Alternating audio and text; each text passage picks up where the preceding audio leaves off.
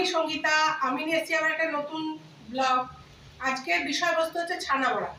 আমাদের মধ্য কলকাতায় কিংবা বারাসাতে এই ছানা বড়া জিনিসটা রেডিমেড কিনতে পাওয়া যায় না, কিন্তু উত্তরপাড়ায় ভীষণ জনপ্রিয় একটি মিষ্টির দোকানে এই ছানা বড়াটা কিনতে পাওয়া যায় এবং আমি যখনই যাই তখনই খাই আর ভাবি যেটা কি করে বানায়।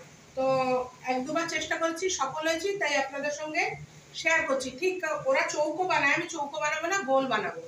প্রথমে কি করছি, দুধটাকে যেরকম করে, এটা নতুন কিছু নেই, যারা রাঁধুনি তারা সবাই জানে ছানা কি করে কাটতে হয়।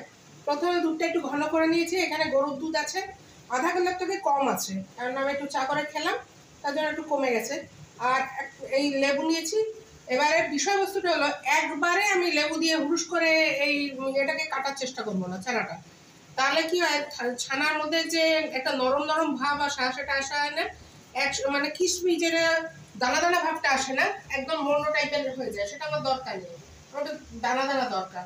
সেজন্য আগে প্রথম এটা দেবো, একটু নাড়বো, তারপর আবার একটু লেবু দেবো। দেখুন কিভাবে করছি।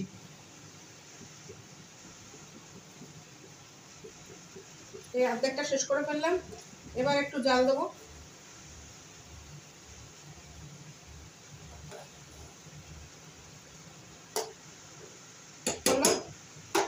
এবারে আবার এটা দেবো।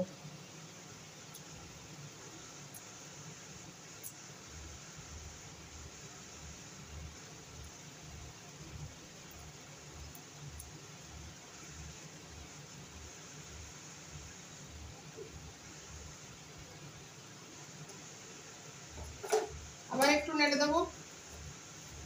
এখন একটুখানি বাকি আছে, হয়ে যাবে। এটা যদি আমি বেশিক্ষণ রেখে দিয়ে, দেখুন বেশিক্ষণ রেখে দিলে ছানা হয়ে গেল, কিন্তু আমি তাও আর একটু দেবো। অবশ্য হয়েই গেছে, হ্যাঁ হয়ে গেছে, দরকার পড়বে না, পুরোটাই হয়ে গেছে।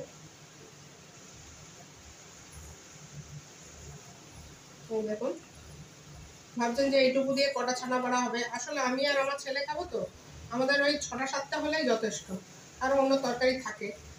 হয়ে গেছে, আমি এখন এটাকে বন্ধ করে দিলাম। এবারে এটাকে যখন ছেঁকে কী করে নিয়ে আসবো সেটা আপনাদের সঙ্গে শেয়ার করবো। আপাতত আগে এটাকে একটু ঠান্ডা করতে হবে। আমার কাছে বেশি ছানা নেই, আর সাদা ন্যাকড়ায় জড়িয়ে ঝুলিয়ে রাখারও কোনো দরকার নেই, কারণ এটা ওটা দরকার হয় না। আর বেশি চামচ দিয়ে চিপে চিপে আমি জলটাও বের করে নিই, একটু অল্প বিস্তর জল আছে, এই কারণে যে এর মধ্যে একটা তৈলাক্ত ভাব থাকে ছানার মধ্যে, সেটাই ছানা বড়ায় দরকার। তো এই ছাঁকনিতে নর্মাল ছেঁকেছি, আর ছেঁকে এবার এই থালার মধ্যে ফেলছি। এবার দেখুন কি করব।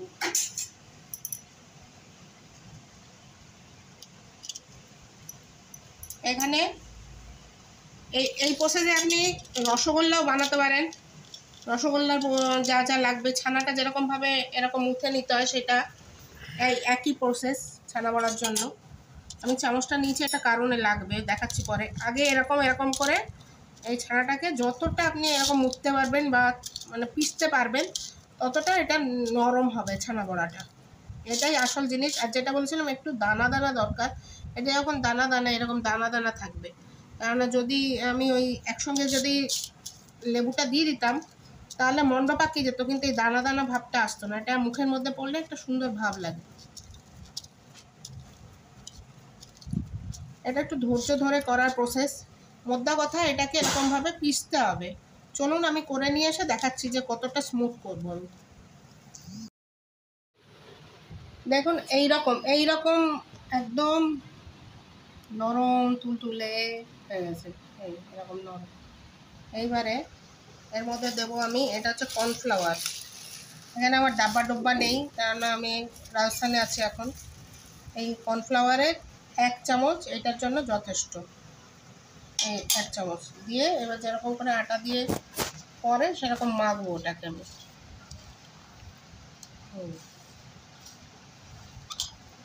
ভালো করে মিশিয়ে দিতে হবে। এই কর্নফ্লাওয়ারটা যেন মুখে ডালা ডালা হয়ে না বাঁধে, সেটা দেখতে হবে। এটা যত এটা স্মুথ হবে, ছানা বড়াটা কামড়ালে ভেতরটা একদম তুলতুল করবে। আমি তো অনেক দিন উত্তরপাড়ার ওই দোকানটার ছানা বড়াটা নিয়ে অনেক পরীক্ষা নিরীক্ষা করে ভেবেছি যে এটা কী করে বানায়। আর চৌকোটা বানানো এখনও মানে সাহস পাই না। ওরা চৌকো বানায়, আপনাদের ভিডিওতে দেখাবো ওরা কীরকম বানায় আর আমি কিভাবে বানিয়েছি, কিন্তু স্বাদ একই। চৌকো বানান আর গোল বানান। এই যে মোটামুটি এটা আটার দলার মতন মেখে নিয়েছি। এই কর্নফ্লাওয়ারটা একদম ঠিকঠাক মতন হয়েছে, না বেশি না কম। এটা এবার এটাকে আপনি ধরুন এরকম এরকম এরকম এরকম এরকম করে নিলেন, নিয়ে এবার চৌকো চৌকো বানাতে পারেন, এরকম এরকম করে, এরকম এরকম এরকম এরকম এরকম করে চৌকো বানাতে পারেন। কিন্তু আমি বানাবো গোল গোল করে, কেননা এগুলোকে আবার ভাজতে হবে তো, তখন যদি খুলে যায় ছেড়েই যায় পুরো, আমার আজকে রাত্রিরে খাওয়া বন্ধ। এরকম করে বানাবো। চলুন পরে আবার দেখাচ্ছি যে এগুলো ভেজে কীরকম তৈরি হলো। হবে 6টা হয়েছে। এই মাঝারি সাইজের গোল্লা, দেখতে অনেকটা রসগোল্লার মতন লাগছে, আমি গোল গোল করে বানিয়েছি। আর এই তেল গরম হয়ে গেছে, এইবারে এটার মধ্যে সিম করে দিয়েছি গ্যাসটা। এবার এগুলোকে ছেড়ে দেবো। বেশি করে কড়া করে ভাজার কোনো দরকার নেই, কেননা আমার আগে তরকারিটা হয়ে যাবে, তারপর লাস্টে এগুলো দিয়ে দেবো ঝোলের মধ্যে, যাতে মশলাটা টেনে নেয়। এই জন্য বেশি কড়া করে ভাজবো না।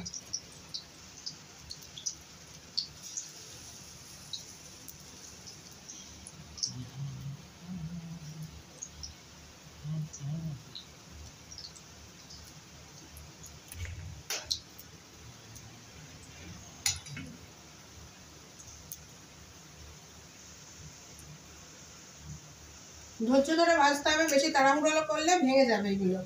এই যে মোটামুটি এইরকম হয়ে আসছে, এরকম একটু হালকা লাল লাল ভেজে নেবো।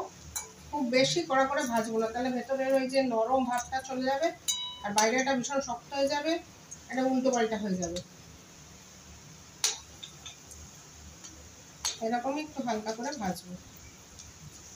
এই এগুলোকে উল্টে দিলাম, উল্টো পেটটাও এরকম একটু ভাজা ভাজা হবে, ব্যাস তুলে নেবো। খুব সোজা এবং খুব তাড়াতাড়ি হয়ে যায়। ছানাটা কাটতেই যতক্ষণ, তারপরে একটু মিশিয়ে মিশিয়ে নিতে হবে, ব্যাস। নিরামিষের দিনে সবচেয়ে বেশি এই তরকারিটা হয়, অনেকে বাড়িতে যারা পারেন বানান, আমিও তাই করি। কিন্তু আজকে একটু পেঁয়াজ টেয়াজ দিয়ে রান্না করে দেখবো কেমন লাগে, এটা ইচ্ছা হলো হঠাৎ করে। আজকে সোমবার, আমি ইচ্ছা করলে মঙ্গলবারও ওটা করতে পারতাম, ম্যাক্সিমাম দিনে মঙ্গলবারই করি। কেন এখানকার পনিরটা অতি বড় জঘন্য, দুধটা খুবই ভালো কিন্তু পনিরটা খুবই বাজে, ভীষণ ইটের মতো শক্ত। তার জন্য আমরা এটা খাই, আমি আর আমার ছেলেটা পছন্দ করি।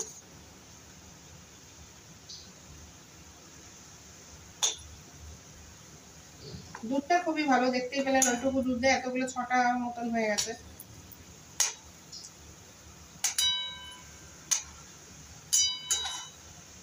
এগুলো দেখলেন একটু বড় করে ফুলেও গেছে। এবার যখন আমি এগুলোকে ঝোলের মধ্যে দেবো না, পুরো একদম গোল গোল বড় বড় হয়ে যাবে, সেটাও আপনাদের দেখাবো। আমি মোটামুটি আগে ভাজাটা দেখাচ্ছি, তারপর সবজি হয়ে গেলে দেওয়ার পরে কীরকম আকার নেয়। সবজি বানানো এমন কিছু না, আলু দেবো, জিরে ফোড়ন দেবো, পেঁয়াজ ভাজবো, একটুখানি পেঁয়াজ ঘষে দেবো, ব্যাস হয়ে যাবে তরকারি। তারপর এগুলো ছেড়ে দেবো। চলুন পরে আবার নিয়ে আসছি। এটা হয়ে গেছে, এরকম হালকা করেই ভাজবো, এর থেকে বেশি কড়া করে আমার আর ভাজার দরকার নেই।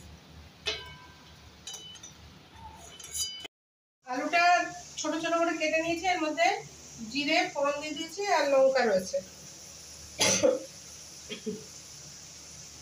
আর এই পেঁয়াজ কুচি দিয়ে দিলাম।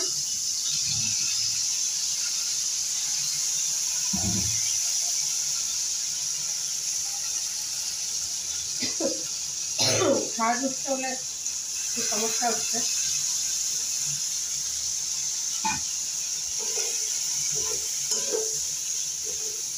ভেবেছিলাম প্রথমে পেঁয়াজ বাটা দেবো, তেজপাতা ফোড়ন, পেঁয়াজ বাটা, গরম মশলা ফোড়ন, এগুলো আপনারা দিতে পারেন। আমার কাছে তেজপাতা নেই আর গরম মশলার গুঁড়ো আমি লাস্টে দিয়ে দেবো। আর পেঁয়াজ বাটাটা দিলাম না, কারণ হচ্ছে এখন গরম অনেক বেড়ে গেছে আর রাত্রিটা অনেক হয়ে গেছে, তাই যতটা তাড়াতাড়ি শেষ করা যায় তাই চেষ্টা করছি। আর এটা আদাটা একটু গ্রেট করে দিয়ে দিচ্ছি। এরপরে এর মধ্যে পড়বে জিরের গুঁড়ো, ধনের গুঁড়ো, একটুখানি লঙ্কার গুঁড়ো আর গরম মশলা, এই দিয়ে ঝোলটা করবো। চাইলে আপনারা ঘিও দিতে পারেন, কিন্তু এখন প্রায় 43 ডিগ্রি চলছে রাজস্থানে, সেজন্য আমরা ঘি দিয়ে গুঁড়োপাক করছি না, হজমের সমস্যা গেলে মুশকিল হয়ে যাবে।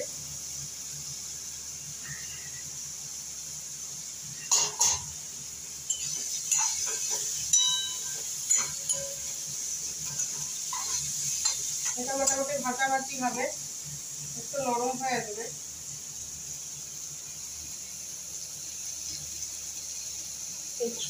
আদাগুলো গরমে এমন শক্ত হয়ে গেছে, এই দেখুন। এগুলো শুধু শুধু মুখে রেখে খাওয়ার জন্য ভালো, কিন্তু এটা না যাচ্ছে ঘেঁষা, আর ইয়ে করলে তো হবেই না। এটা ওকে আমি কুচি কুচি করে এর মধ্যে দিয়ে দিচ্ছি, আমার কোনো ফ্লেভারটা আসবে, আদার ফ্লেভার। এই দুদিন আগে এনেছি আদাটা, যেহেতু ফ্রিজ ট্রিজ নেই, শুকিয়ে একবারে অবস্থা খুবই খারাপ। এইসব প্রতিকূলতার বিরুদ্ধে লড়াই করে খাওয়া দাওয়া থাকা।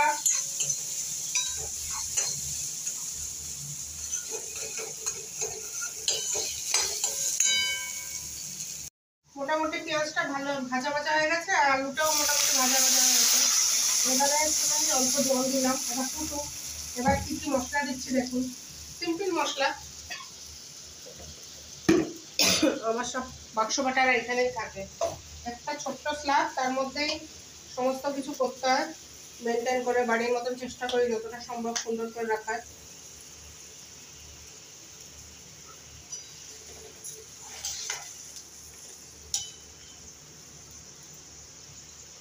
ফুটে ওঠার অপেক্ষা।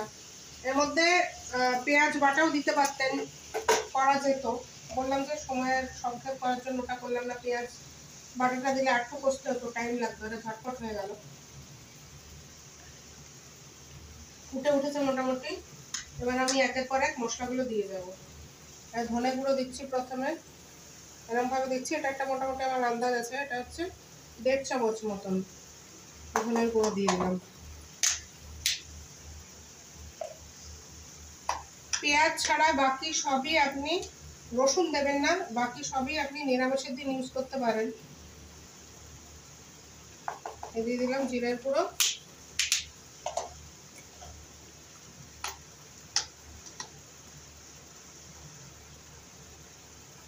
হচ্ছে লঙ্কার গুঁড়ো, বেশি দিলাম না, আগেই ফোড়নে দিয়েছি লঙ্কা। এবার দেবো কাশ্মীরি লঙ্কার গুঁড়ো,